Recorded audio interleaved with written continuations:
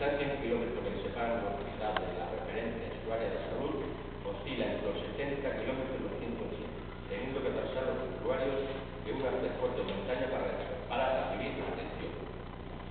En cuanto a los rasgos demográficos, hay que destacar que si bien el número de población oficial se estima entre 5.000 personas, la realidad es que la población de ellos supera los 100.000 habitantes durante los meses estivales, Semana Santa, Navidad y la mayoría de los fines de semana del año. Desde hace mucho tiempo, los habitantes del Valle de Cieza han expresado su firme voluntad ciudadana exigiendo servicios sanitarios de calidad que les asegure una atención rápida y cercana, reivindicando un hospital comarcal. Los hospitales comarcales son una opción habitual en nuestras comunidades autónomas, donde en situaciones similares a las que exponemos se ha optado por crear este tipo de estaciones.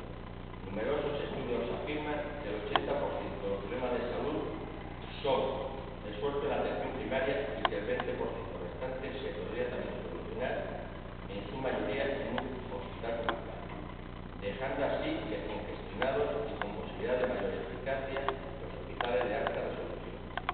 La Junta de Castilla y León tiene competencias exclusivas en materia sanitaria. Así, la decisión de construir un hospital le corresponde únicamente al gobierno regional. En todo lo anteriormente expuesto, el grupo de concejales del Partido Socialista presenta esta moción a fin de que el Pleno Municipal alcance el siguiente acuerdo: instar a la Junta de Castilla y León a que los próximos presupuestos incluyan una partida presupuestaria suficiente para iniciar las actuaciones que culminen con la construcción de un hospital en el Valle de Cieza.